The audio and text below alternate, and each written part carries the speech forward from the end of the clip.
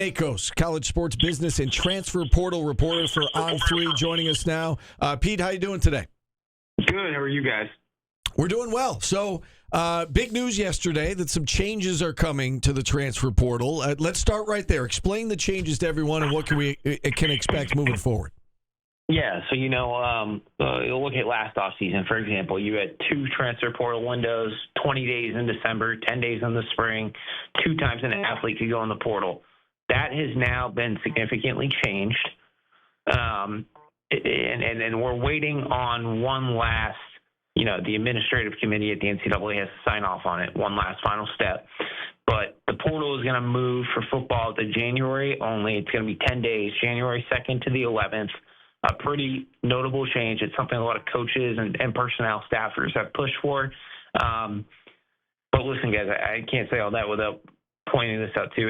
A lot of the leverage athletes have had that have given these staffs headache is now gone, right? Because now there's not 2 times now that an athlete can just walk out and leave a program. Let me ask you this on the timing. If they're going to wait until the first week of January anyway, why not take it past when the college football playoff would be over? You know what I mean? Why not shift it maybe just one more week? Because now, we saw last year there was all that story about Penn State's backup quarterback. He has to go in. Why not just move it so that nobody is caught in that situation where they have to wait until decide before they would play in the college football playoff? So I love that idea just as much as you, so I can just watch football and not have to worry about the portal. But the academic calendar doesn't allow that, right? So some schools start, second semester in early January. Other ones start it in late January. The reality of it is, the academic calendar doesn't allow it. Now, the other thing is the Big Ten was a huge proponent of let's just do this in April or May when people can enroll whenever they want. It doesn't conflict with football. If Syracuse makes a run for the national title game, Fran Brown isn't trying to keep his roster together when he's trying to win a national title. All that stuff is now going to be a headache people have to worry about. And I'm well aware everyone else out there except the 4 teams playing football in January are going to be who cares? But it is a headache people are going to have to deal with. I think I personally think it would have been better if we just had the portal in April or May, and then you have OTAs, and I think we need preseason football guys too, and not to completely take over your show, but I think that the product that we saw week 1 probably could have been a little bit better with some preseason games like we see in the NFL. So, we're going to have a portal window. It's going to be in January. I don't know if it's going to be perfect, though, and I think we'll have to work out some things just like we always do in college football. You said coaches were pushing for change, no doubt about that. Do you think the coaches, by and large, I know it's only been 24 hours or whatever, but do you feel like the coaches like this move? Do they look at this as a positive? Yeah, it's a huge positive when you look it through if you're a coach or a personnel staffer. And, the reason why they like it isn't just because it's less time a guy can go in. It also provides, a whole chunk of time when a coaching staff can sit down with their quarterback and say, listen, man, how much money is it actually going to take you to stay? What do you care about at the end of the day? You can sit down with a family and have a legitimate conversation about the transfer portal. None of those conversations could have existed in the past. Is there any concern that this is going to lead to more tampering? Because, I think there's probably tampering, if we're all being honest, that, is going on with, hey, we know this season didn't go the way you wanted it to. When the portal opens, we got this waiting for you.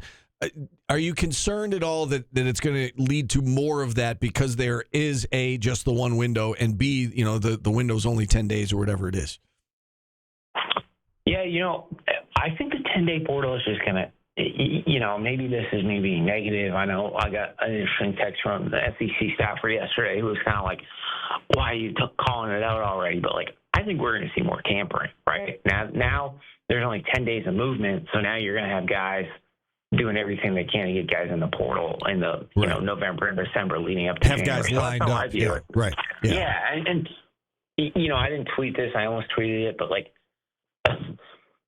guys are going to be committed to schools before the portal even opens. Like I would like bet my entire life savings on that the guys will be silently committed to go to a school X or school Y before the portal even opens, because schools aren't going to wait until January 2nd to make sure that they're going to get this kid or that kid.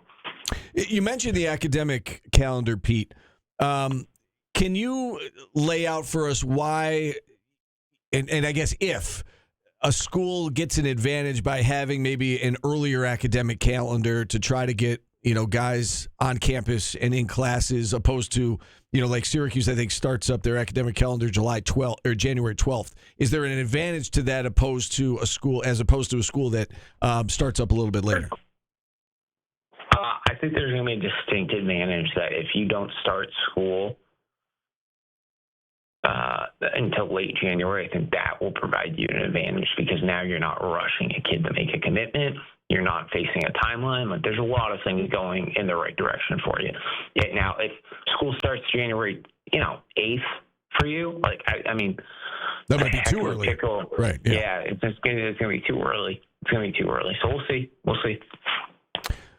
What do you think about the spring? You talked about, maybe in an ideal world, the portal opens in April or whatever, and kind of pushes the timeline back. Do you foresee teams pushing back their spring games later in the spring to get the new players in, give them time to get up to speed, before they go through spring practice and play those spring games?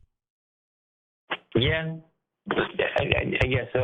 What do you guys think? I mean, do you think spring games are going to continue to be a thing? I don't know. Everyone canceled their spring game this spring, it feels like. So I don't know. I think OTAs are knocking on the door. I think the closed scrimmage between Syracuse and Buffalo, for example, I don't think that's very far off from happening. Right.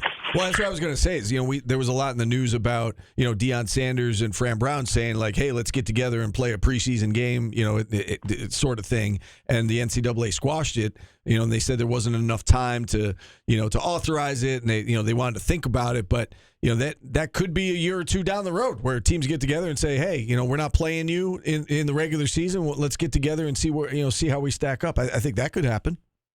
Yeah, I definitely think so. I would have loved to see Colorado Syracuse. I think it would have been so good for college football to get a legit game like that. Yeah, and they talked about too that it was going to be more than football. I mean, they're both big proponents of making sure that their players have financial literacy, and they were going to make it like a 2 or 3 day thing where they practice against each other. They held these seminars. They ended up playing a game, like make it more than just football. And I think that again, if you can convince the NCAA it's beneficial to the student athletes, then maybe it's got a chance of happening, because like you said, I think as fans we would all like to see that as well. Yeah.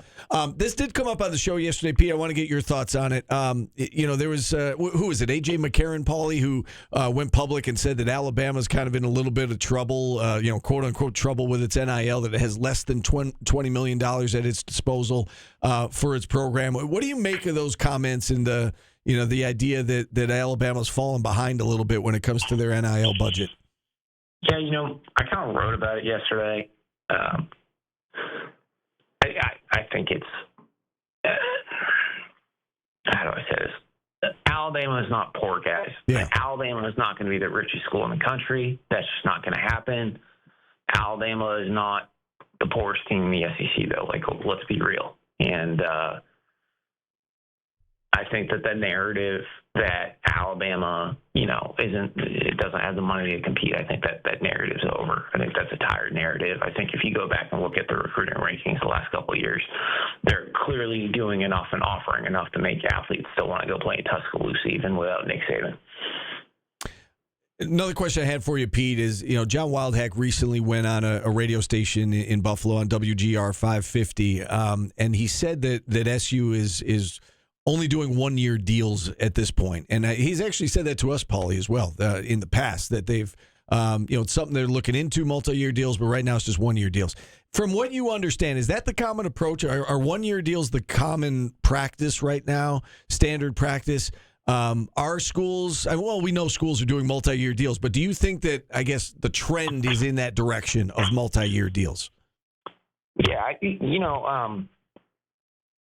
Calvin Russell is the committed wide receiver right now, correct? Yes, right. Yeah, I find it hard to believe Calvin Russell isn't going to sign a multi-year deal, or that Syracuse isn't going to push for a multi-year deal or lock him in with the program. So I think multi-years are coming. There's a ton of multi-year deals across the landscape right now. I think that, the other thing you're starting to see, too, is if it's not a multi-year deal, then the program's also setting the one-year contract up to align in a certain way. So another school might have to buy out portions of the contract because of the portal. So I'm sure, however, Syracuse has a schedule, the contract set up right now is probably working in their favor. But I guess time will tell how Syracuse wants to continue to do it. All right, last question for me is just an overall update, I guess, or state of the program for Syracuse when it comes to NIL. Do you have a sense of where Syracuse kind of stacks up in the ACC when it comes to NIL resources for football, or even on the national landscape right now? Yeah, I don't have the most. I don't want to come on here and lie to you guys. This is what I think. I probably don't have the biggest grip for where Syracuse is. I know they're obviously doing everything they can at rev share and then whatever else, but I think Fran and his staff have also been honest that, like, listen, you're going to come here and earn what we give you. We're not going to just give out handouts. I thought of one more question as we had you on. In terms of the changes when it comes to the transfer portal, we know that the window opens in early January.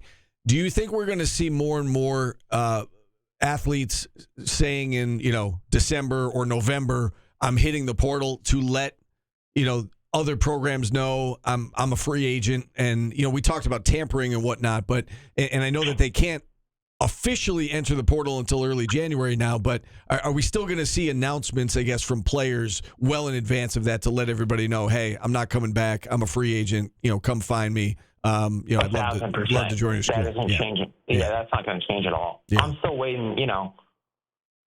Early October is always a little interesting because you get a crop of guys who announce they're going to redshirt and hit the portal too. So, listen, they might limit the amount of times that a guy can actually announce he's going in the portal and stuff. But the player movement is not going to slow down. There's going to be lawsuits.